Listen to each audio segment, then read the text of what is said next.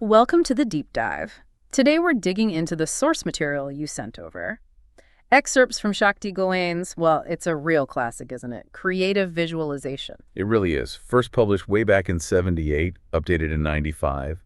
Sold millions. It obviously struck a chord. The whole book is about this technique, using your imagination, but consciously, to kind of shape the reality you experience. Right. And that's our mission here, to really unpack the core ideas, the actual techniques, and where the book suggests you can apply this stuff, based only on these pages you've shared with us. Yeah, get ready, because some of these ideas about how your thoughts and imagination work, they're potentially pretty powerful.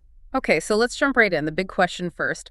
What exactly is creative visualization, according to this text? Well, the source defines it pretty simply, actually. It's the technique of using your imagination to create what you want in your life. And what I find interesting is how Gawain frames it. It's not presented as some, complicated new system you have to learn from scratch. Not at all.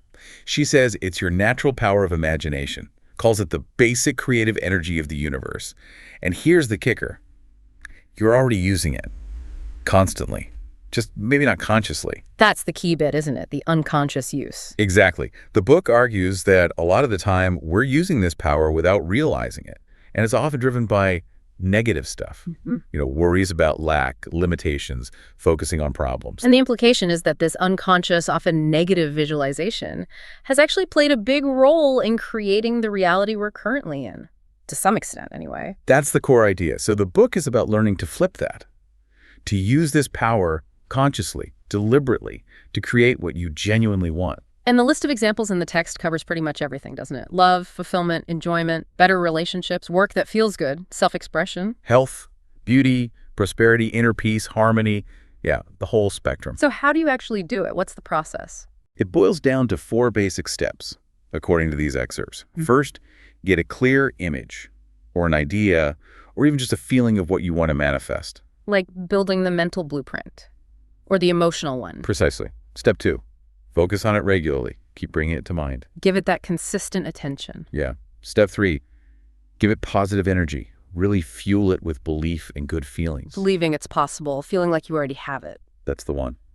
And step 4, keep doing this regularly until it actually shows up in your life, until it becomes objective reality. And it's emphasized that this isn't just for, getting a new car, right? The goals can be on any level. Absolutely. Physical, emotional, mental, spiritual. So yeah, imagining a new home, sure. But also imagining yourself feeling calm or improving your memory or handling a tough situation better, anything you desire to change or create. Okay, so that's the what. Now, the how. How does the book explain the mechanism behind this? What makes it supposedly work? It rests on a few fundamental principles about reality itself. The first one seems pretty foundational.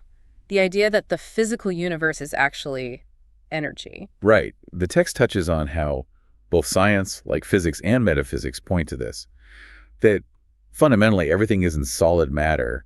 It's energy vibrating, different rates of vibration.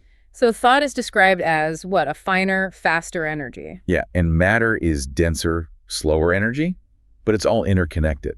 It's all part of one huge energy field. And importantly, we're part of that field too, not separate from it. Okay, so if everything's energy. Then the next principle kicks in. Yeah. Energy is magnetic, like attracts like. Ah, okay. So the idea is that our thoughts, our ideas, these thought forms, act like magnets within this energy field, or like blueprints. Makes sense. I mean, you have to have the idea first, right? Always. You think, I'll make dinner before you cook. An artist gets the concept before painting. A builder needs the plans before the house goes up. The mental form comes first. Yes. And this principle suggests the mental form attracts and organizes the energy needed to manifest it physically. Which flows right into the next idea, the law of radiation and attraction. The classic, as you sow, so shall you reap. Whatever energy you're consistently putting out there, what you think about most, believe most strongly, expect deep down, imagine vividly. That's what you're pulling back into your life. Pretty much. Negative states attract negative experiences. Positive states attract positive ones. That's the claim. It feels like more than just wishful thinking when framed like that. It's presented as a kind of internal tuning. And the book suggests that learning this isn't just about getting stuff. It's a growth process. You start doing this, and inevitably you bump up against your own fears, your limiting beliefs, the stuff that's held you back. The scarcity programming, maybe. Sure, exactly. And the techniques are designed to help you see that stuff and dissolve it. So the ultimate aim is what? for this conscious creation to become just how you operate. Yeah, a continuous state of awareness, where you're just naturally choosing and creating the best life you can imagine moment by moment. That's the vision presented. Okay, big vision. Let's get practical again. How do you actually start the practice? The book emphasizes relaxation first, right? Oh, absolutely crucial. Deep relaxation is step 0, basically. Getting into that state, the book mentions the alpha brainwave level. Calmer than our usual busy beta thinking is supposedly much more effective for making real changes. Because you're more open, less analytical, maybe? That seems to be the idea, more receptive. The text suggests simple things. Breathing exercises, tensing and releasing muscles, or any meditation you already do. And it mentions those times just before sleep or right upon waking. Yeah, ideal times, because you're naturally closer to that relaxed alpha state anyway. Now, what about people who say, I just can't visualize? The book addresses that. It does, directly. It reassures you it's not about seeing a perfect mental movie. It's more about creating an idea or a mental picture, or even just a feeling sense of your goal. So less about photographic detail, more about the concept and the feeling. Exactly. It suggests practicing with simple things. Picture a familiar room. Recall a pleasant feeling, like sunshine. Imagine a peaceful place. Okay. And interestingly, it also suggests that if you really struggle to visualize, it might be linked to unacknowledged emotions. That allowing yourself to feel whatever's there can actually free up your ability to imagine. Wow, that's a deep connection. Emotional blocks, hindering imagination. Okay, so you're relaxed, you have a sense of your goal. Then come the 4 steps again. Right, the core practice. 1, set your goal, decide what you want.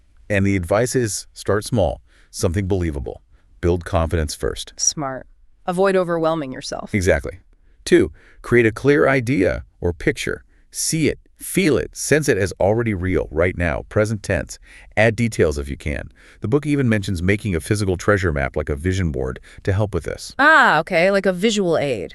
3, focus with feeling. Think about it often, but keep it light, positive, expectant. Really connect with the feeling of having it now. Got it. Not desperate wanting, but happy expectation. Precisely. 4, give it positive energy. Believe it's possible. Pour positive energy into it.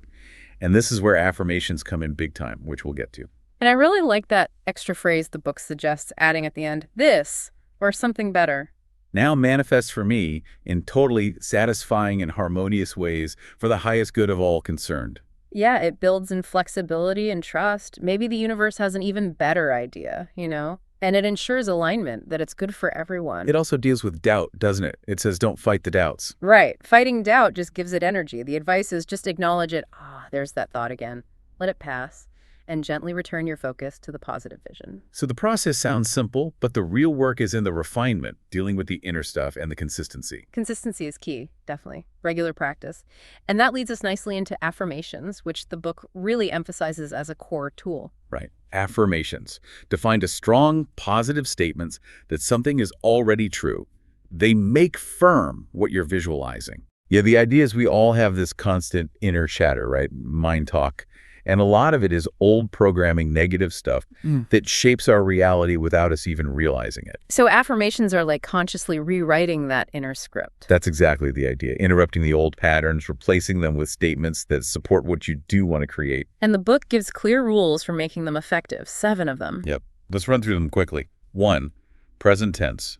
I am, I have now. 2, positive phrasing. Focus on what you want, not what you don't. No, not, or don't. So instead of I am not sick, it's I am healthy and vibrant. Exactly. 3, short and simple. Easy to repeat. 4, choose ones that feel right for you. Authentic. I'm not just repeating someone else's words if they don't resonate. Right. 5, use them frequently. Sprinkle them through your day. 6, this feels important. Try to connect with a feeling of belief or at least possibility when you say them. Not just rote repetition. No. And number 7, don't use them to deny your actual feelings right now. If you feel bad, acknowledge it. Process it. Then use the affirmation to shift towards where you want to be. That's a really crucial distinction. It's not about pretending. No, it's about choosing a new direction. The book also adds that if you have a spiritual leaning, where weaving in terms like God, universe, divine light can make them feel more potent for you personally. And it provides lots of examples, right? For self-love, relationships, work, prosperity. Loads of examples. Yeah. And different ways to use them. Say them, think them, write them down, record them, even playing with perspective. I am, you are, she is. See what feels strongest. Okay, so affirmations are a major tool. The book then seems to move into some deeper concepts that underpin all this, like that spiritual paradox. Yeah, that's interesting. The seeming conflict between actively going after goals, striving, and the spiritual idea of letting go or going with the flow, like you find in Buddhism or Christianity. How does Gawain resolve that? She suggests it's not really a contradiction. She uses a river metaphor. First, you accept you're in the river, you're in the flow of the present moment. You accept what is. Okay, acceptance first. Then, from that place of acceptance, you can consciously choose your direction. You can paddle towards a certain point on the bank while still being carried by the current. So creative visualization helps you, what? Connect with the being part, focus the doing part. Exactly. Connect with being, focus the doing, and consciously guide the having. It integrates them. That makes sense. Not fighting the river, but steering within it. The book also highlights 3 absolutely essential internal elements for this to work. Yes. Desire, belief, and acceptance. Desire, belief, acceptance. And the sum of these is intention. Intention, exactly. And the text says if something you're visualizing isn't showing up, look at these 3 things. Do you really want it? Do you truly believe it's possible for you? And are you genuinely open to receiving it? That's a powerful self-check. It brings it back inside. Another big concept is contacting your higher self. Connecting with that deep inner wisdom, that part of you that just knows. The source of certainty, power, love, wisdom. Sounds great. How do you do that? The book says the connection might seem faint at first, but gets stronger with practice. It suggests tuning in, being aware. Signs you're connected might be a feeling of clarity, like a click or a warm feeling, often around the heart. Is there an exercise for it? Yeah, a simple one. Imagine a golden light in your heart, expanding outwards, and using affirmations like, divine light and love flow through me. Nice. Okay, let's talk prosperity. That seems to be a major focus in these excerpts. It definitely is. The book tackles head-on those common scarcity beliefs. Not enough to go around, life is struggle, maybe even feeling guilty about wanting abundance. How does it counter that? With the core idea that the universe is abundant, fundamentally. And prosperity isn't just cash, it's broader fulfillment, well-being, spiritual richness too. He uses that shadow metaphor, right? Problems aren't a thing to fight, just the absence of light. Exactly. Bring in the light awareness, positive energy, and the shadow. The problem dissolves. Same with lack. Focus on abundance, cultivate that feeling, and lack recedes. And it argues that you're having what you truly desire actually helps everyone. Yeah, like a healthy cell benefits the whole body. It challenges the zero-sum game idea. Believing the world can work for everyone is key. There's a lovely visualization exercise mentioned too. Wandering through beautiful places. Coming home to comfort and joy, loving community, fulfilling work, and seeing that for the whole world. Plus, specific prosperity affirmations, of course. Closely linked to that is accepting you're good, which sounds easy, but apparently isn't always. Often isn't. It comes down to self-worth, self-image. If deep down you feel unworthy, it's hard to let good things in. The book says this shows up as difficulty even imagining great things for yourself, or thoughts like, I could never have that. So the antidote is self-love, self-appreciation. Yes. Not ignoring flaws, but actively appreciating your good qualities, your inherent value. The text suggests affirmations for this, and even a self-appreciation meditation. The one with visualizing people cheering for you, like a parade. That's the one. It sounds a bit quirky, maybe, but the point is to practice receiving positive energy and acknowledgement, to get comfortable with feeling good about yourself. Okay, then there's giving, or outflowing. How does that fit in? It's based on that same idea of the universe as flowing energy. If you hoard things, energy, money, love, whatever, out of fear or insecurity, you block the flow. So giving isn't about depletion. Not true giving, according to the book. True giving comes from feeling full, joyful. You share because it feels good. And that act of outflowing actually creates the space for more to flow in, the outflow-inflow principle. Makes sense. Like clearing out a space allows something new to come in. Exactly. And it suggests practical ways. Express appreciation, give away stuff you don't need, share your talents, maybe even tithe. This all seems to lead towards needing to clear blocks. What are blocks in this context? They're described as constricted energy, knots in your system, basically, caused by repressed emotions, fear, guilt, resentment, self-criticism, and the limiting beliefs underneath them. The mental walls And emotional baggage. How do you clear them? Two main keys mentioned. Acceptance, just allowing the feelings without fighting them, relaxing into them.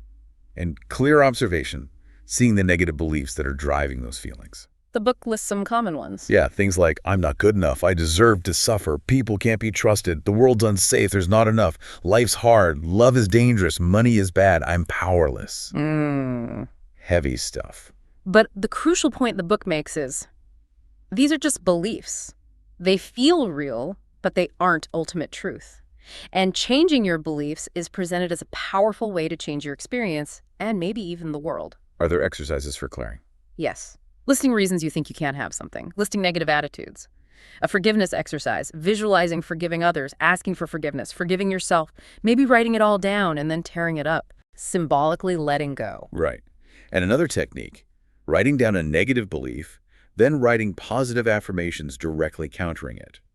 Though the book does acknowledge that sometimes deeper stuff needs professional help, like therapy. Good point. Okay, what about goal setting? How is that presented? It's seen as more than just a to-do list. It's a tool for direction, self-discovery, even making life feel like a fun game. Interestingly, it also notes that setting goals can sometimes trigger resistance.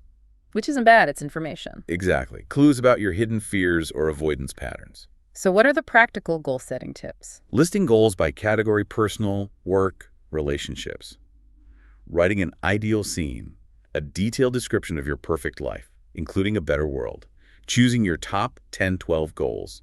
Breaking them down into timelines: long-term, annual, monthly, weekly.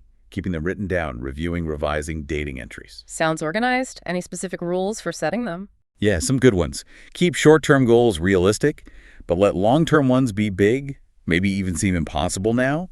Acknowledge missed goals without beating yourself up. Always celebrate achieved goals, big or small. Simplify if you get overwhelmed. And crucially, choose goals you genuinely like and want for you. Not just what you think you should want. Right. Authenticity is key. Beyond those core ideas, the source mentions a bunch of other specific techniques and meditations. Can we quickly touch on those? Sure. There's grounding yourself and running energy, visualizing a cord to the earth, feeling energy flow, opening the energy centers, picturing golden light spheres in key body areas. Creating your sanctuary. Yeah, an inner safe space. Meeting your guide, connecting with inner wisdom, but noting you might meet your inner critic first, which is also useful. The pink bubble technique. That's a popular one. Yeah. Put your goal in a pink bubble, symbolizing love, and let it float off to the universe. Trusting release. And healing meditations. Using light for healing. Asking your body what it needs. Dissolving problems visually. Seeing perfect health for yourself or others. Sending healing light. Also things called invocations, calling forth qualities like strength or wisdom. Seems like a whole toolkit. And it mentions applying this to specific areas, too. Briefly, yes. Yeah. Health and beauty, visualizing during exercise, or even while eating. Using it in groups for shared goals. And in relationships, seeing others as mirrors, visualizing positive interactions, using affirmations with someone else. It really comes full circle then, back to using this inherent creative power for your own potential and contributing positively. That seems to be the overarching theme, yes. Living creatively, as the book puts it. Okay, so we've really covered a lot of ground from these excerpts of Shakti Gawain's creative visualization. We looked at the basic definition, those core principles of energy and attraction, the 4 steps of the practice, the huge role of affirmations. And then dug into concepts like prosperity, accepting your good, giving, clearing blocks, setting goals effectively. It's quite comprehensive. What really stands out is how it frames imagination, not just fluff, but a fundamental creative force that's already operating in your life. Definitely. The book gives you this framework and these practical tools to consciously engage with that force based on these principles to hopefully build a reality that feels more aligned with what you truly desire. All right. Based on all that, here's a final thought for you, the listener, to maybe mull over. If the universe really is abundant, as the book suggests, and if your thoughts and feelings are magnetic, what might be the single most important belief or internal block that, if you could shift it or release it starting today, would open the door widest to everything your heart truly desires? Something to think about.